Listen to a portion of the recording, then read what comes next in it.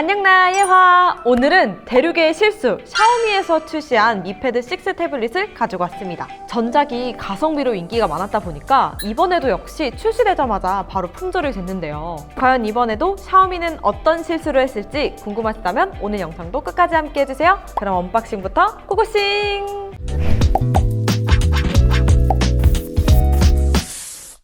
언박싱을 하기 전에 우선 샤오미 미 패드 6는 11인치 일반과 프로 그리고 14인치 맥스로 출시가 됐는데요. 아쉽게도 국내 정발은 제가 구매한 일반 모델만 됐고 프로와 맥스는 해외 직구만 가능한데요. 자, 그럼 언박싱부터 해보겠습니다. 패키지는 그냥 딱 봐도 깔끔하고 이렇게 박스 안을 열어보면 이건 당연히 태블릿일 거고요. 안쪽에 이렇게 박스가 있습니다. 설명서네요. 필요 없습니다.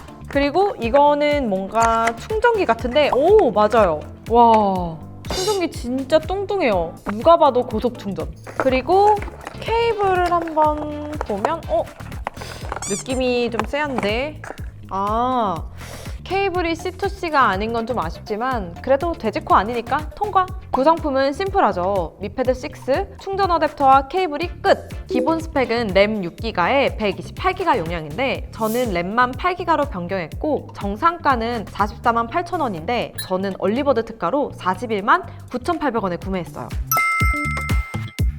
디자인을 살펴보면 전작이랑 가장 크게 달라진 건 소재예요. 전작은 메탈 프레임에 뒤쪽이 플라스틱 커버로 되어 있어서 고급스러운 거는 좀 거리가 있었거든요. 이번엔 풀 알루미늄 소재로 바뀐 건 진짜 잘한 것 같아요. 컬러는 그래비티 그레이, 미스트 블루, 샴페인 총 3가지로 출시가 됐는데 저는 그레이랑 고민하다가 샴페인 컬러를 선택했어요. 개인적으로 컬러는 마음에 들었는데 패턴이 들어갔으면 어떨까 싶은 생각이 들었어요. 왜? 여러분 아시죠? 제가 전에 리뷰했던 에이수스 젠북처럼요. 너무 많은 걸 바라는 건가? 측면 마감은 깔끔한데 이거 뭐라고 해야 될까요? 전체적인 디자인은 아이패드를 참고한 것 같은데 버튼은 갤럭시 탭을 참고한 것 같은 느낌?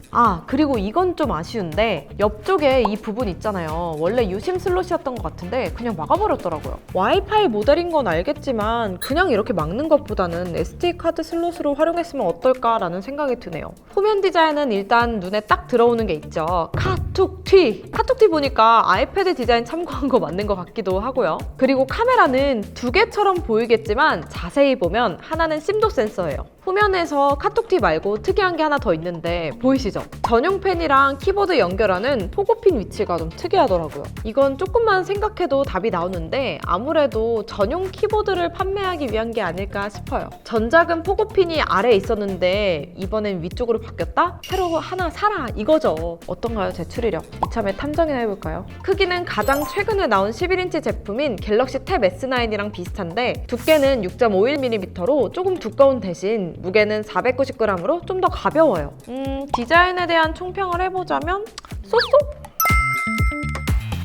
먼저 태블릿의 핵심인 AP는 스냅드래곤 870 5G가 탑재됐는데요. 갤럭시 탭 S8이나 S9에 탑재된 AP와 비교하면 성능 차이가 분명히 있긴 하지만 일반 고사양 게임이나 웹서핑, 동영상을 보는 데는 전혀 문제없는 수준이에요. 실제로 요즘 가성비로 인기 많은 리전 Y700과 샤오신 패드 프로에도 동일한 AP가 탑재됐고요. 자, 그럼 간단하게 벤치마크랑 3D 마크 테스트도 해볼게요. 먼저 벤치마크 테스트 결과 싱글 코어는 1310점, 멀티 코어는 3448점이 나왔는데요. 앞에서 말씀드린 두 제품은 제가 가지고 있지 않아서 테스트 영상들을 좀 찾아봤는데 비슷하게 나오더라고요. 3D 마크 테스트 결과는 최고 1230점, 최저 887점이 나왔는데요. 결과는 딱 예상한 대로 나왔는데 보이시죠?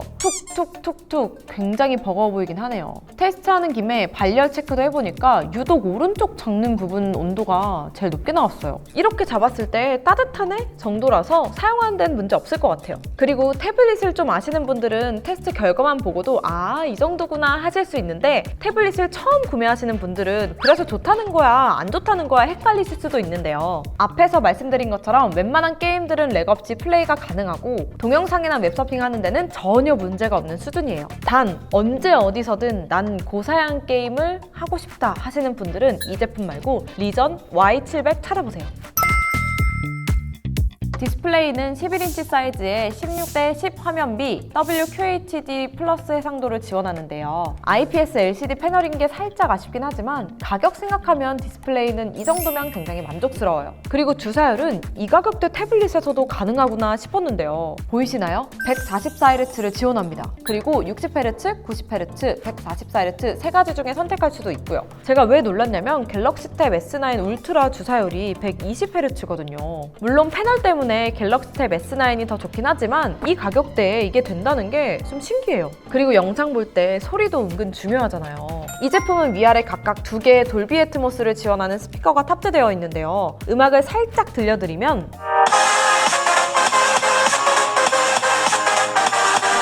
어떠세요? 저는 생각보다 출력이 세서 놀랬어요. 솔직히 디스플레이도 사운드도 이 정도면 동영상 플레이어로 짱 아닌가요? 그리고 설정에서 소리를 들어가면 프리셋이랑 별도 EQ 설정도 가능합니다. 여기에 넉넉한 배터리까지 생각하면 거의 삼위일체예요. 배터리 용량은 8800mAh고 충전 속도는 최대 33W인데요. 다른 제품들이랑 비교해보면 같이 출시된 미패드 6 프로가 8600mAh, 갤럭시 탭 S9 기본 모델이 8160mAh니까 용량이 제일 커요. 동영상 머신으로 쓸 건데 이 정도 스펙이면 이번에도 샤오미가 실수를 하긴 했네요. 아 맞다. 그리고 제가 구매할 때 보니까 어떤 분이 Q&A에 DRM 와이드바인 관련 문의를 하셨더라고요. 일단 DRM 와이드바인? 이게 뭐야 하신 분들이 계실 텐데요. 간단히 설명해 드리자면 구글에서 음악, 영화, 스트리밍 등 무단 복제나 공유를 방지하기 위해 만든 시스템이에요. 인증 레벨은 L1, L2, L3 이렇게 나뉘는데 예를 들면 이런 거예요.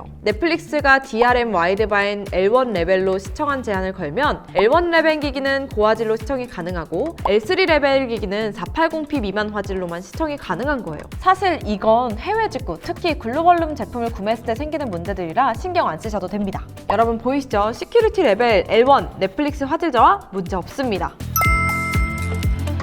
마지막으로 제품 처음 써보시는 분들을 위해서 팁 몇 가지 알려드릴게요. 먼저 우측 상단을 아래로 스와이프하면 설정을 확인할 수 있고 왼쪽 상단을 아래로 스와이프하면 알림을 확인할 수 있어요. 쓰면서 뭔가 익숙하다 싶었는데 아이패드랑 거의 똑같아요. 그리고 제품을 처음 키면 이렇게 홈 화면이 클래식 모드로 되어 있는데요. 홈 화면 설정에서 앱 서랍 모드로 변경이 가능하고 아래 시스템 내비게이션에서 제스처와 버튼 모드도 설정이 가능해요. 살짝 특이했던 건 제스처로 하든 버튼으로 하든 위로 스와이프하면 구글 검색이 바로 뜹니다.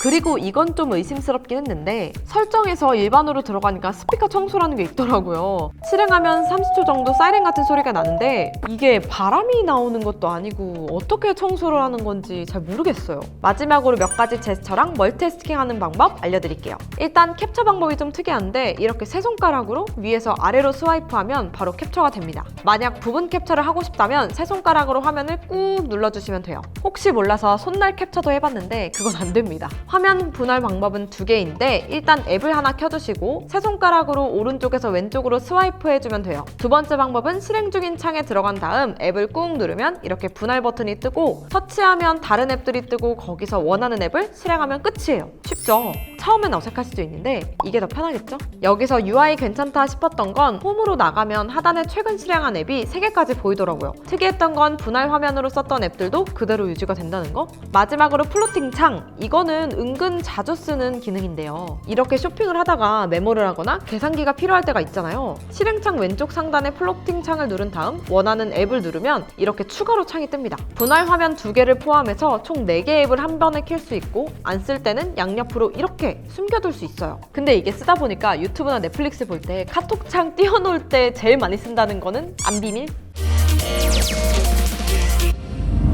오늘은 샤오미 미패드 6 리뷰해봤는데요. 어떠셨나요? 대륙의 실수로 인정할 만한가요? 제가 써본 느낌으로는 이 제품의 장점은 3가지예요. 디스플레이, 사운드, 배터리. 적당한 가격에 동영상 머신으로 쓸 태블릿을 알아보고 있다? 그럼 바로 알아보세요. 오늘 영상은 여기까지입니다. 오늘 영상이 좋으셨다면 좋아요, 구독, 알림 설정, 댓글까지 잊지 마세요. 그럼 다음 영상에서 만나요. 안녕!